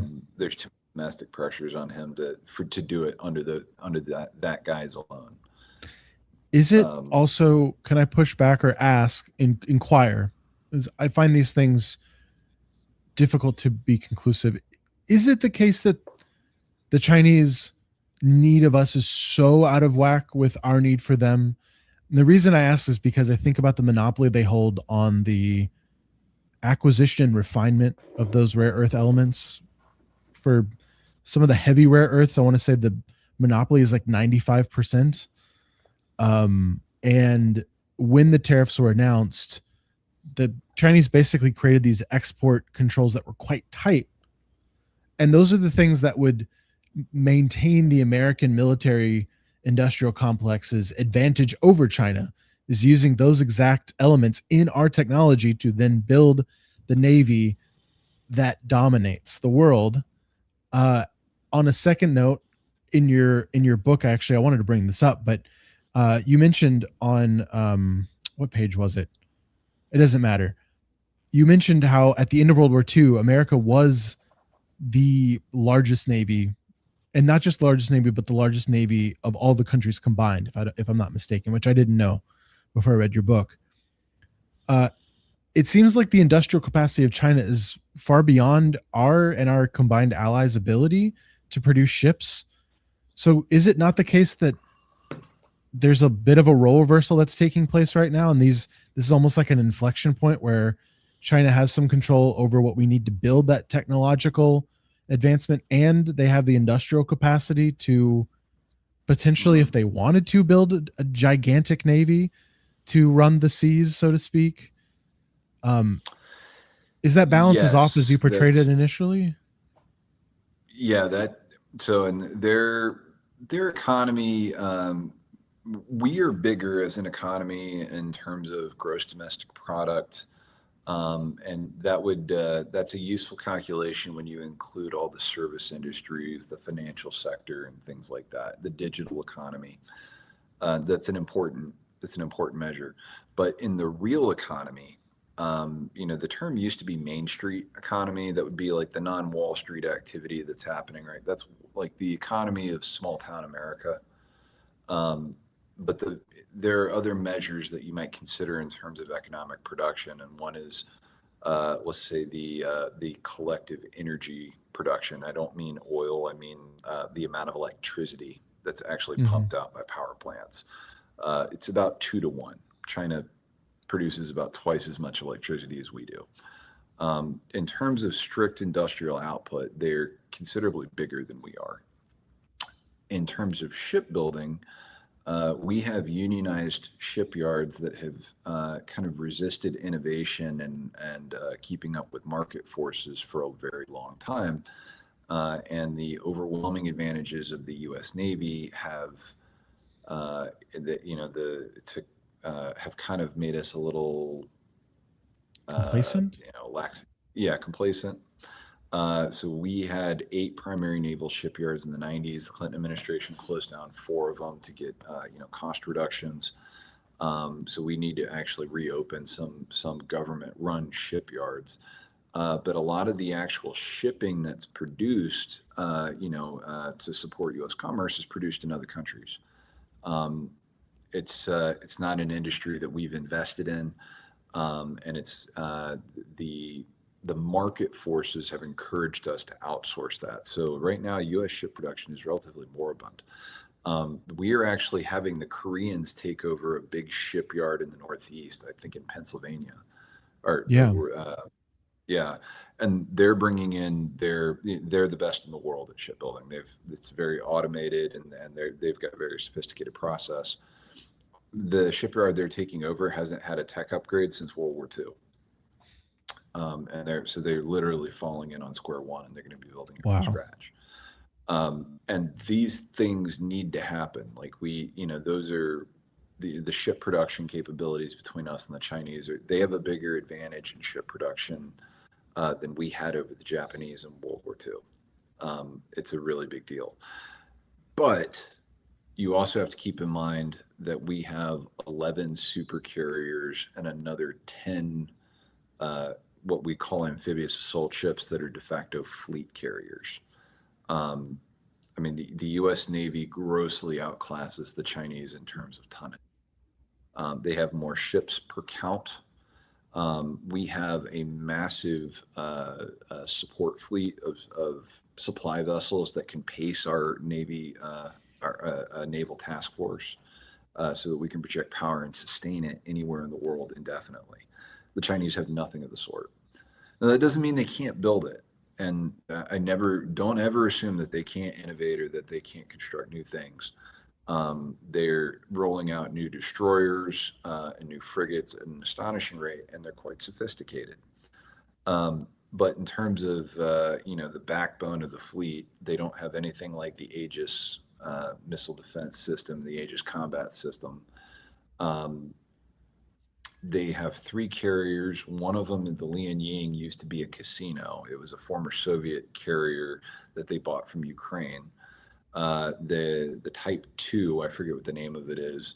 The Lianying is the Type One is supposed to be a training vessel. The Type Two is Mm. their first, real release, and then Type Three is the first to use a catapult.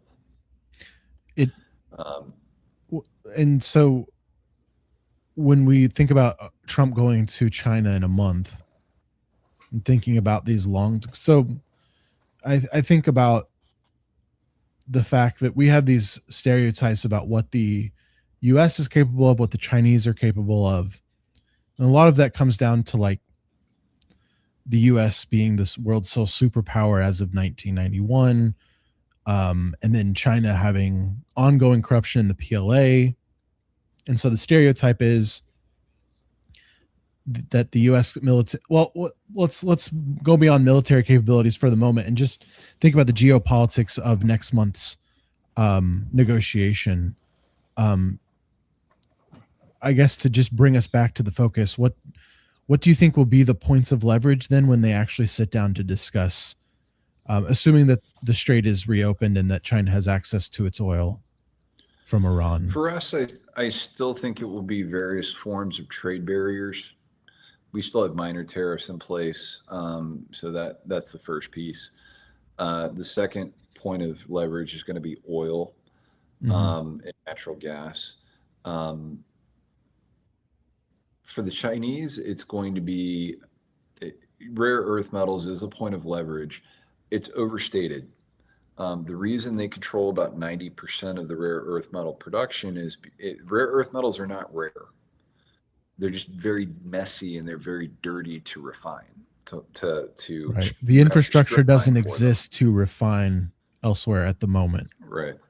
So, there are other countries like Australia that produce them, and Australia is a core U.S. ally. So we can get a lot of our need through other sources, and we are opening up old mines in the United States, and we are starting to build out our capacity to refine again. But that takes 3 to 5 years to roll out. and it's a slow-moving process. And in the meantime, an enormous proportion of rare earth metals come out of Manchuria. Mm. So that's a point of leverage for the Chinese, but it is a diminishing point of leverage, and it won't be there forever. And the more they pull on the lever, the more it incentivizes us to diversify the supply chain. The other point of leverage they have is providing, an economic lifeline to Russia, a financial lifeline to Russia, an enormous number of Russian weapons that are they might not buy the chips outright from the Chinese, but they'll buy a ton of refrigerators, and then they'll pull a 25 nanometer chip out of a Chinese refrigerator and they'll put it in a weapon. They do all sorts of stuff like that. That's fun. And the Chinese know they do it, but it's how they skirt sanctions and how they say, we didn't have anything to do with it. And it's also a boon for their domestic industries. We've talked a lot in the media about how the Russians are providing targeting data for the Iranians. I think that's a little get back for Ukraine. And the Russians have the satellite network to do it. And that's why the Iranians are, have hit a number of important strategic installations in U.S. bases across the Middle East. There's a real concern that the Chinese have supplied them with better targeting capabilities for anti-aircraft defenses. So if they're using a dated system like the S-300 from the Russians, we've got pretty good countermeasures for some of those radars. But the F-15 that was shot down, there's some talk online that might have been a Chinese targeting system that surprised us. We didn't know it was going to be in theater. They could. That's a point of leverage. They can hold at risk U.S. aircraft. I wonder if the result of next month's negotiations will be a big bunch of nothing. That does strike me as one of the things that might come out of next month is just a bunch of a warm welcome to Trump in Beijing, a bunch of very bizarre photo ops. I can't quite picture Donald Trump on Tiananmen Square, but I guess we'll see that at some point. We will see language about strategic competition and the international rules-based order, a bunch of antiquated terms thrown out.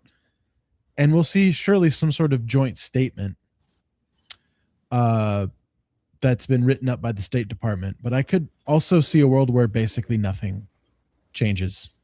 On that note, well, you can respond to that if you'd like. You mentioned Russia. I thought it would be a good moment to transition to Russia as well. Well, it's probably a good moment to transition. I might add that I suspect visas are going to be a big point of leverage. The Chinese want student visas, and they want us to issue them HB1 visas so that Chinese students can graduate from American universities and then work in American industry. And I hope I don't need to spell out why that's important for them. They need tech transfer. And their economy, they are hoping that they can transfer enough technology out of the U.S. economy to create self-sustaining industries domestically. I'm sorry, I muted myself for a moment. My cat has decided to inject herself in the interview. So let's talk for a second. Two things are going to happen. One, I'm going to hand you the mic for a moment to talk about Russia's interest in Iran. And the second thing is I'm going to get up for just a moment and I'll be back in about 60 seconds. So don't say anything that is too interesting because I'm not going to be here to hear it. I'm kidding.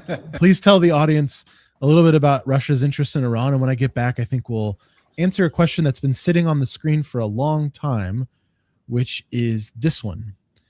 How does the Iranian war impact the ongoing Russia-Ukraine conflict? But let's save that for a second. Could you talk about Iran and Russia for just a moment? And I will be right back. Sure. So Iran and Russia have aligned interests. They're not intuitive strategic partners. The Iranians had provided Russia, the Shahed drones, as a a means of very low cost strikes against both Ukrainian personnel and Ukrainian infrastructure. At the time, the Russians didn't have a whole lot of UAV capabilities. They had the Adhotnik and they had the Orlan 10 drones. Neither of them are particularly impressive. The Shahid is not a very impressive drone either, but they're cheap. And one of the things that they really did kind of help the Russians figure out is it doesn't need to be sophisticated. You just need a lot of them. And they've been that kind of that lifeline, for Russian defense industries. That does not mean that they are, let's say formal allies. That's not a right way to consider them. But as long as they have aligned interests, they will continue to work together. And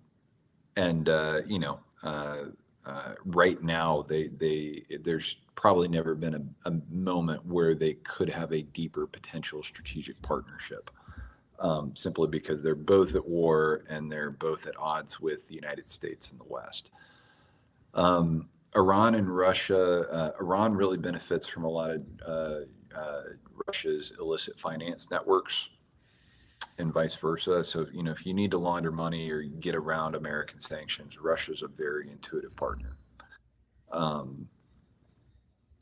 So that's the meat and potatoes of why they collaborate and what they collaborate on.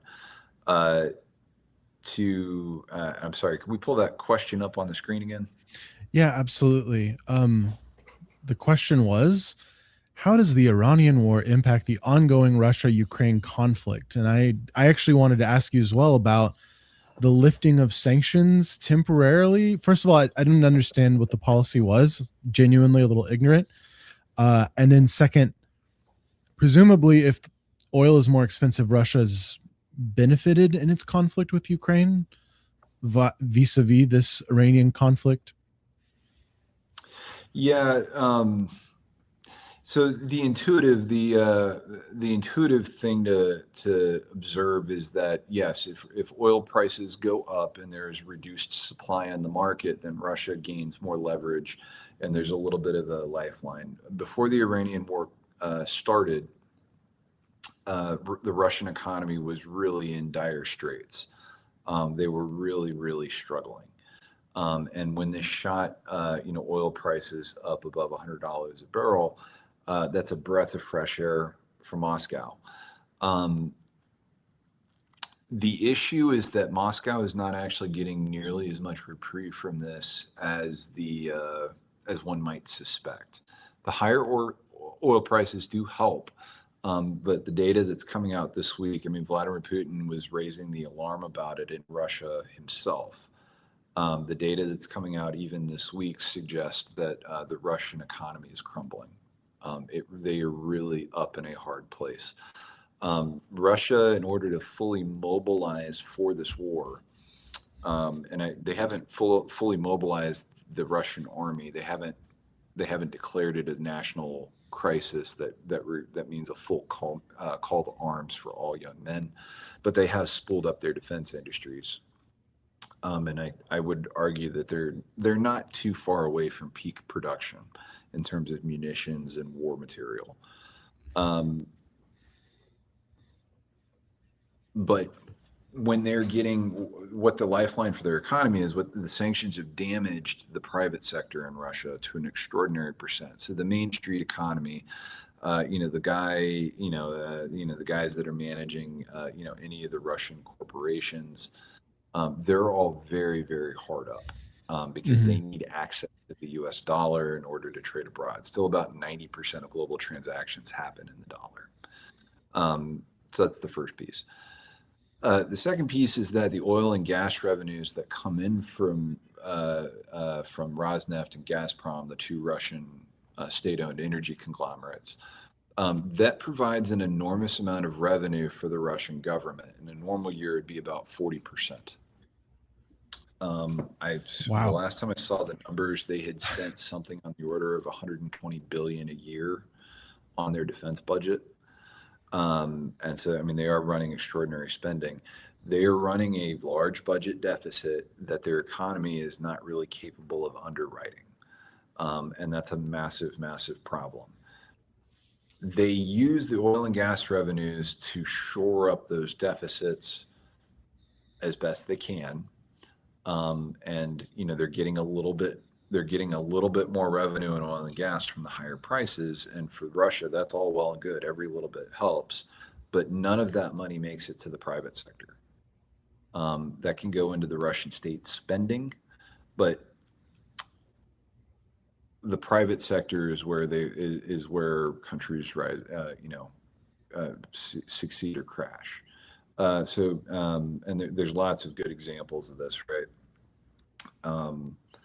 One of the reasons the GDP statistic was actually created to measure, global total economic output of a country is because British economists were trying to conceal in the early 20th century how much money was being spent in terms of state resources on the Royal Navy.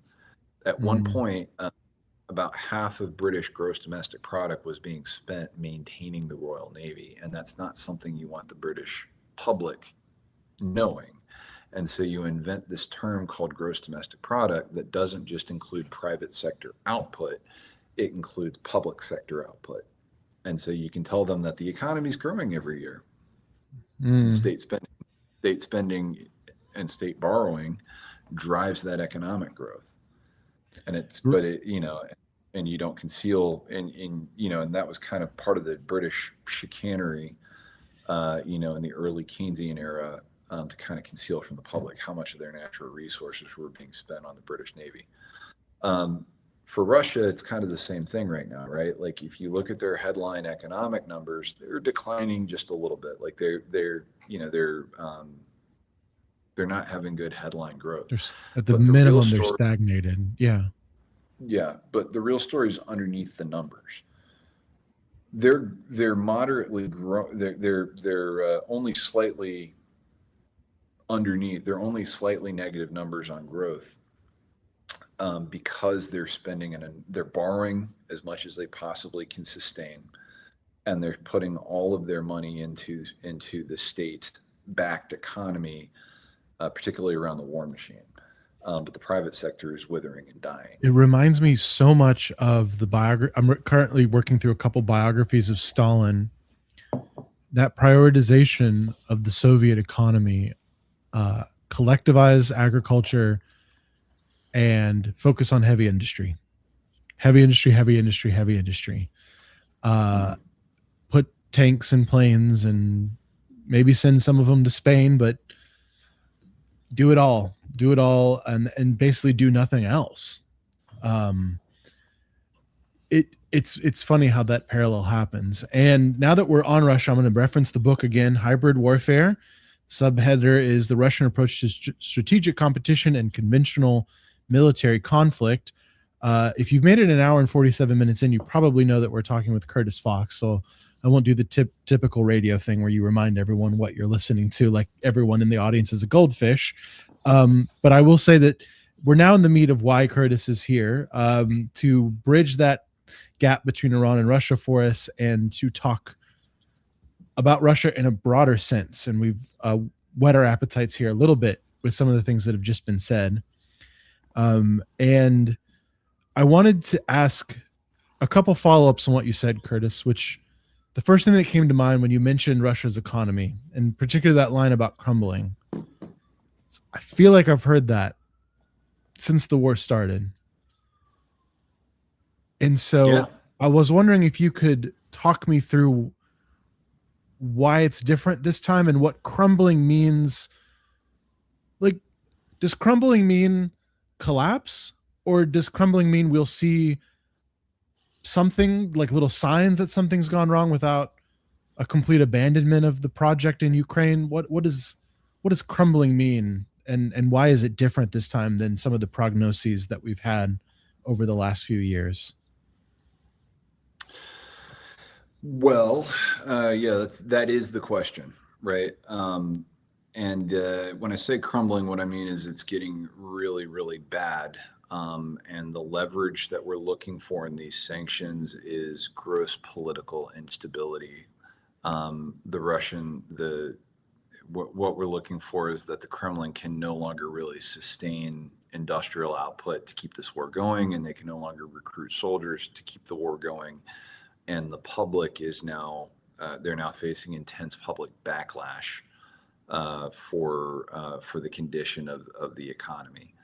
Um, there are very few peoples on earth that are more capable of weathering hardship than the Russians, and that you look at history and you'll find out that is the case. The other massive issue is that severing the Russian economy from the rest of the world is very painful for the rest of the world because the Russians are a massive exporter of oil and gas, and they're the world's largest grains producer. So if you just cut them out of the U.S. Out of the global economy overnight, not only do industries grind to a halt, but a lot of people starve. They're a massive exporter of commodities beyond, every mineral that you can think of: titanium, manganese, cobalt. Like, just go down the list. Nickel, chromium, like all of that stuff is pours out of Russia. Um, so they're very hard to cut out of the global economy, and that's one of the reasons they've been so resilient. They also sit on a massive stockpile of gold. They have gold reserves. They have the ability to mine a lot of gold within Russia. And whenever they need to leverage, whenever they need to do something that they can't do in rubles, if they can't get dollars, they can leverage against gold. And they've got, I want to say it's a 50 billion stockpile, and then another 50 billion in reserve, and then some untold amount in ore and shadow accounts. So they can use that for a long time. Mhm. When I say the Russian economy is crumbling, it would unseat a Western democracy, absolutely. But the real issue for Moscow is becoming that they simply can't sustain production any further. Their purchasing power has withered so much that their industrial production is starting to decline, and they can't maintain employment. Is And there, it looks like where they're trending. towards the end of your book on page 405, in the version that I have, uh, you kind of address this a little bit, and I think it's a good. I'm going to quote you a little bit, and then I'm going to ask a follow-on question that occurred to me. My cat apparently is going to as well. She interrupted my lecture, so it was so hard to film my last lecture on North Korea. She's more talkative than usual the last week. Anyway, the quote on Russia: "The center of mass of the Russian workforce is aging rapidly, and there are simply not enough young people to carry the economy. This aging workforce problem plagues many advanced economies, but they all have a highly educated workforce that can export high value add goods and services. Russia is still an emerging economy." Um, and you connect that in the next paragraph to the idea that some of what Russia is doing is trying to get ahead of that crisis. So because of that crisis that they see coming down, they do things like try to build a strategic buffer to almost prepare themselves for the bad times. And what I'm hearing from you is that by trying to prepare for the bad times, they've actually accelerated the arrival of the bad times. Is that a correct analysis to make? Have they basically sealed their fate early? Yeah, I think that's partially correct. The way I would say it is that they've always pursued security through expansion and defense in depth. And for that reason, they've always wanted to keep Ukraine subordinate and tied within the Moscow ecosystem. And so their idea here was that they could easily bring Ukraine to heel, and it turned out to not be so easy. Um, and this is the same, but they're playing out the same grand strategy that Catherine the Great or Peter the Great or Vladimir Lenin or Joseph Stalin really hit the apogee of that strategy when he had conquered all of Eastern Europe and he had heavy ground forces forward stationed in Germany. Mm-hmm. But he's playing out the same strategy. And unfortunately, his capacity to execute it and see it through is just not nearly as strong as Stalin was. And that's really the paradox here. And now that he's got his foot stuck in a bear trap, they are kind of bleeding to death. They're taking about 40,000 casualties a month. They've already lost. They've taken something like 1.2 million casualties so far in the war. They've maybe 350,000 dead. So that's the equivalent of 5 or 6 Vietnam wars all back to back in 3 years. Gosh. So this is really, really bad. And all of the people that they have lost are young men that would have taken their place in the Russian workforce. Now, they are recruiting outside of Russia in every way that they possibly can to find ways to keep their numbers up. And they've managed to keep an army in the field. It's not a particularly sophisticated one. The soldiers are not particularly well trained, but they have kept an army in the field. But whenever this ends, they're going to have to come to a reckoning with what they've done to their economy and what they've done to their workforce, and it's not going to be good. I wanted to ask then about the difference between Russian efficiency when it comes to hybrid warfare and more traditional kinetic warfare. Now, I'm not a military history guy, but just to try to dumb this down for myself and to make it clear to the audience, part of the premise of this book is that Russia doesn't necessarily need to replicate Stalingrad to assert their strategy around the world, and particularly in Eastern Europe. And actually, after this question, I'm going to ask more about general grand strategy of Russia. But on page 290, you had a quote here that caught my attention, which was that Russia wielded hybrid warfare to great avail, but it struggled to deliver adequate kinetic force to achieve its goals more than once. This was in reference to the Crimea, but the premise there is something I'd like you to expound on, which is that the Russians are really good at doing the sneaky, and they're not necessarily as good at doing the traditional kinetic, which in plain English just means they're not as good at like just taking a traditional army and conquering a territory necessarily. How is that playing out in Ukraine? And how does that play into the thesis that you just kind of posited for us, that they're apparently losing a tremendous amount of young men, which is a tragedy in and of itself? And not to take us off track, but I was depressed when I heard our Secretary of Defense /War talk about relish sort of in the death of conscripts in a submarine or a ship that was sunk at the early portion of the war. And I realize that a country will have enemies. I try to maintain my humanity by not relishing in the death of presumably conscripts. So to focus again, lots and lots of Russians are dying and have died. And it sounds like, according to your book, that part of that is an incapacity of the Russians to take what they're good at and translate that into more traditional conquering. Is that a correct analysis? Yeah, I think that's a fair that's a good layman's terms way to say it. And I do hate to say this, but I've got maybe 2 more minutes here. We're coming up on 2 hours. And okay, of course. Yeah. But yeah, to answer your question, so the reason in Russian grand strategy they've always relied on indirect methods, and that kind of is behind the term that's been coined hybrid warfare, is because they don't really have the resources to dump into wars. Russian armies have never been particularly well equipped because because Russia has never been particularly capital dense. They have a lot of farmland, but it's very difficult to get grains to market. It's a long way to a river like the Volga, and then if you can get it onto the Volga, then you sometimes have to dynamite the ice in the winter in order to actually ship things up and down the Volga. And so it's very different from a country like Germany that has interconnected waterways and very good, farmland. So it's naturally capital dense. So for the Russians, they've never been able to field a particularly high quality army. They can bring a lot of people to a fight, and they have an enormous amount of strategic depth, but it's never been very sophisticated. And so, to avoid incurring the expense of raising a large, Stalin-esque Georgy Zhukov, steamroller army, they've always relied on, a secret police to make sure people within their borders don't get too uppity.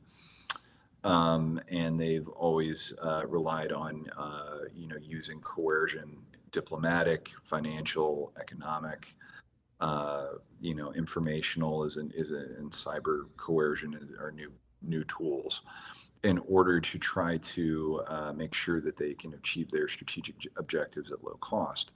And hybrid warfare really, is about pairing kinetic military force in a very small and tailored way with non-kinetic and non-military influences in order to achieve kind of a synthesis effect, a synergy, if you like the buzzword, I do. I love effect that. My that favorite allows them corporate to, word. Yeah. yeah, that allows them to pursue those objectives. So, the Crimean annexation was a really good example of this. But, they use indirect methods and proxy forces and a hidden hand in all sorts of conflicts. The Rhodesian Bush War, the Vietnam. This is not unusual. And they tried to make this a hybrid war. They tried the informational tools and the economic coercion and everything else in the early hours of trying to bring Ukraine to heel, and all of those things failed. And so they tried, a massive invasion under bad information that the Ukrainian government would collapse. And unfortunately for Moscow, that information was grossly wrong. The Mm, people in Ukraine not interested in being dominated by Moscow in any sense. mm. You mentioned Holodomor quite a bit in your book, and I, off camera here, I have read Famine from Anne Applebaum, and um, there's good reason for the Ukrainians to not want to be dominated by the state of Russia. Um, I think we'll have to have you back. I admittedly lost track of the time. I apologize. I'm usually a bit better about that. Before we go, if you have a time for just one little quick last wrap up question, what what are you reading to learn more about the things that you're actually already an expert on? So who are you following to learn more about the geopolitics, about Russia's strategy, um, and perhaps even what might you be reading to find a perspective that you don't agree with on the same topics? If you don't have an answer to that Interesting. last little bit, no problem. Yeah, I would say I start with basic principles first. There's a really good book by military historian Victor Davis Hanson called "A War Like No Other." It's about the Peloponnesian War between Athens and Sparta. Ooh, And one of the paradigms that he draws on is that Athens was really a seagoing empire by that point in history, and they were grossly outmatched the Spartans. Um, and Pericles formulated a strategy that they wouldn't fight the Spartans directly on land. They built great walls around Athens to make sure the Spartans couldn't get into the city. And the Spartans didn't have a navy. And so there's the strategic standoff where the Spartan where they can't fight each other directly, and so both countries torture each other's allies for 30 years. And eventually, the Athenians have every reason to believe that they can win this, and all they really have to do is kick the stool out from underneath the Spartans that they're standing on, which is the Helot slave population. The Spartans are men of leisure, and that's the reason they can train for war. And they're only about 10% of the actual population in the Peloponnesian Peninsula. But for whatever reason, the Athenians can never really bring that kind of grand strategy together. And part of that reason is because the Athenian democracy is very narcissistic. And if you want to win a vote, all you need to do is make sure that a number of your friends are in the assembly that and morning. let's do something aggressive. Aggressive. Yeah, and you get up and you grandstand about the issue, and then you win the vote. Yep. And so you get this very schizophrenic policy coming out of Athens that destroys itself. There's not a single field commander in the Peloponnesian War that the Athenians, when he came back home, his political enemies didn't either exile him or have him executed. And that's exactly what happened to Socrates, and it's all written up in Plato's Apology. I'm so disappointed we didn't start with Thucydides, because we could have really had Yeah, a we great. could have, Oh my gosh. but It wouldn't be surprised if but Thucydides' history is somewhere behind me on the shelf. Sorry, continue. but the Spartans eventually they have a couple of brilliant commanders, Lysander and Brasidas. And one of the things that they figure out is, first they can run an irregular warfare campaign in Attica to keep the Spartans from using, or to keep the Athenians from using their own farmland, and then they can strike an alliance with the Persians and use Persian gold to build a navy. They can staff it with helots, and then they can just they might lose every engagement with the Athenians, but they can replace their ships, and the Athenians can't. And so they wear the Athenians down, and that's what eventually forces the capitulation. So there's a number of base principles in that book that I think really apply to modern geopolitics. And one of the things that I would never underestimate is the capacity of a democracy to sabotage itself. Especially one in which the democratic will is unfiltered, as it was in Athens. Gosh, I wish we had more time, because that is also, I think, when we talked a little bit before the live stream about Wilsonian principles and making the world safe for democracy, and even this unilateral executive use of power, it all boils down to how many hands are on decisions. Okay, if you're watching this in replay, I'm going to try to tag the book directly. If you're watching this live right now, I've linked to it in the description. The author is Curtis Fox. The book, which is a great last name, the book itself is Hybrid Warfare: The Russian Approach to Strategic Competition and Conventional Military Conflict. Go buy it so that Curtis is forced to work with his publisher to write another book against his will. Presumably, he's written one book and he's done. Has no more intellectual curiosities left to itch. On that note, Curtis, I want to thank you for the lively discussion. I apologize for not managing the time a little bit better. And to everyone watching, I really appreciate you tuning in. I'll see you next time. And we will end the stream right there. Thanks for having me.